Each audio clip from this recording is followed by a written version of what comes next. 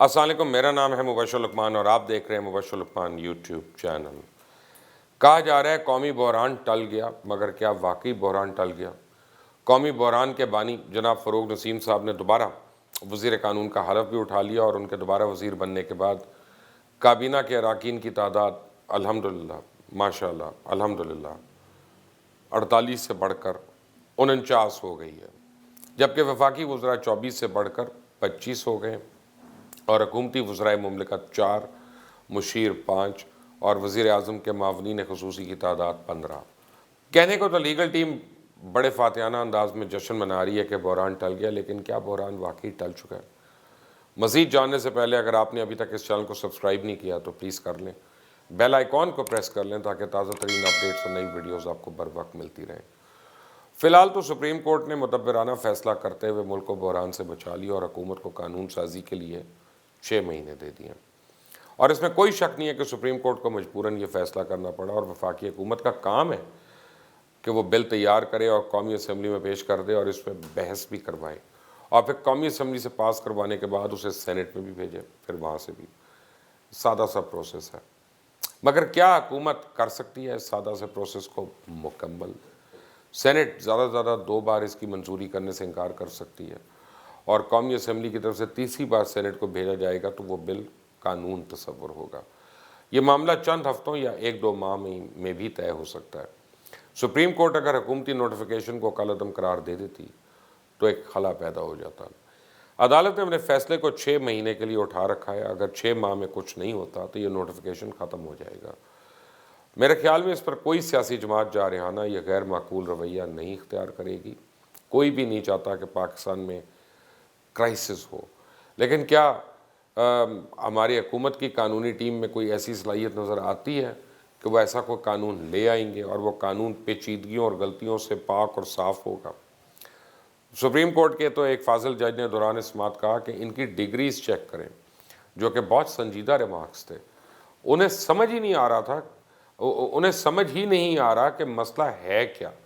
انہیں قانون اور آئین کی شاید سمجھ نہیں ہے۔ یہ میں نہیں کہہ رہا، آپ کو پتہ ہے کون کہہ رہا ہے۔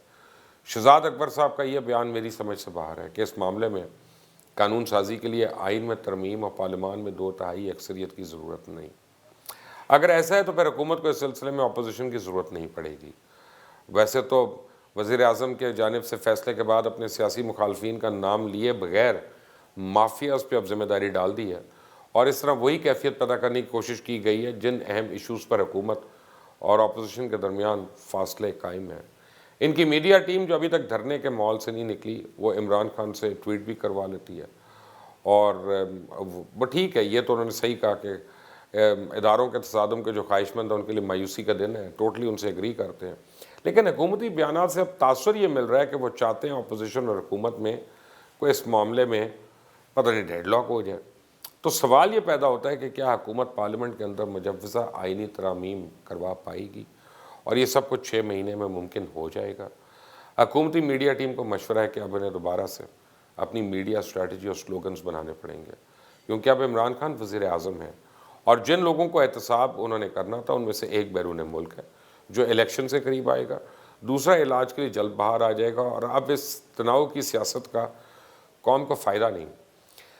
اب حکومت کو اپنی کارکردگی اور گورننس پہ زور دینا پڑے گا۔ احتساب کا نعرہ زمین بوس ہو چکا ہے۔ جہاں تک آئینی ترامیم کے لیے مطلوبہ حمایت کا سوال ہے تو یہ مسئلہ چونکہ کسی سیاست یا مفادات سے متعلق نہیں ہے اور سوال قومی ادارے کے سپہ سالار کا ہوگا، تو حکومت کو اس کو سنجیدگی سے لیتے ہوئے اپوزیشن کی طرف ہاتھ بڑھانا پڑے گا۔ کم از کم یہ ایشو ایسا نہیں جس پر سیاست ممکن ہو سکے گی۔ البتہ حکومت کے قانونی ماہرین نے بھی ابھی سے ایشو کو ایکٹ آف پارلیمنٹ کے ذریعے طے کرنے کی بات دے کر یہ تاثر دینے کی کوشش کی ہے کہ اس میں اپوزیشن نہ بھی ہو تو یہ مسئلہ حل کر لیں گے۔ غالباً یہی سوچ اور اپروچ ہے جو ملکی معاملات اور پارلیمنٹ کو چلنے نہیں دے رہی، اور اسی سوچ کے حامل لوگ حکومت میں سرگرم ہو کے شاید وہ اسی حکومت کے خلاف کوئی اچھا قدم نہیں کر رہے۔ اب حکومت کی گزشتہ 3-4 روز کی کارروائی کا جائزہ لیا جائے تو ایک بات کھل کر سامنے آتی ہے کہ خالصتاً قانونی اور آئینی ایشوز کو حکومتی طرز عمل نے ایشو بنا دیا، اور اسے بڑا کردار خود حکومتی ذمہ داران ان کے قانونی ماہرین کا ہے جو کھل کر کورٹ کے سامنے آ گیا۔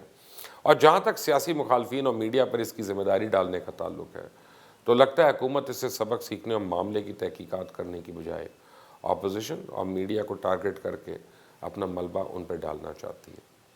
عدالت کے اس فیصلے کو گزشتہ 15 ماہ میں سب سے بڑا فیصلہ قرار دیا جا سکتا ہے، اور اب حکومت پر مزید بھاری ذمہ داری عائد ہوتی ہے کہ آیا وہ پارلیمنٹ کے بند دروازے پہ لگے یک طرفہ طاقت اور اختیار کے بند تالے کو کھولتی بھی ہے یا نہیں۔ اور اگر حکومت سیاسی اتفاق رائے پیدا کرنے میں ناکام ہوتی ہے تو پھر ایکٹ آف پارلیمنٹ تو شاید منظور ہو جائے گا، لیکن آئین کے آرٹیکل 243 کے سکوپ کو طے کرنے کا معاملہ اس پہ تشنگی برقرار رہے گی۔ جو طرز عمل فیصلے کے بعد عمران خان کی ٹویٹ کے وقت اپنایا گیا، اس رویے کے بعد پارلیمنٹ میں قانون سازی کے اسٹارز کو ذمہ داری کو ذرا سا دھچکا بھی لگ سکتا ہے۔ خدا کرے کہ حکومت اور اپوزیشن اس اہم ترین آئینی معاملے پہ متفق ہو جائیں، کیونکہ اس کے جمہوریت پہ اثرات بہت دور رس ہوں گے، اور اب تمام سیاسی جماعتوں کو پوائنٹ سکورنگ کی بجائے جمہوریت کے وسیع ترین مفاد کو ذہن میں رکھتے ہوئے اس اہم ترین عہدے کے تمام خط و خال بہت وضاحت اور صراحت کے ساتھ طے کر لینے چاہیے۔ اس تمام صورتحال کے بعد بھی اگر سیاسی قوتیں پارلیمنٹ میں سرخرو نہ ہوئیں تو پھر ملک میں جمہوریت بھی بے معنی رہ جائے گی۔ اور حزب اختلاف کی جماعتوں کے رہنماؤں کا تو کہنا ہے کہ وزیر اعظم اور ان کے وزراء کے بیانات سے یہ تاثر مل رہا ہے کہ وہ چاہتے ہیں اپوزیشن اور اس کی حکومت کا اس معاملے میں ڈیڈ لاک ہو جائے، اور یہ ٹویٹر پہ وارفیئر جاری ہے۔ اور پی ایم نے تو یہ بھی کہہ دیا کہ یہ مافیاز ہیں جنہوں نے اپنا اپنا لوٹا ہوا مال بیرون ملک چھپایا ہوا ہے، اور اس لوٹے ہوئے مال کو بچانے کے لیے ملک کو غیر مستحکم کرنا چاہتے ہیں۔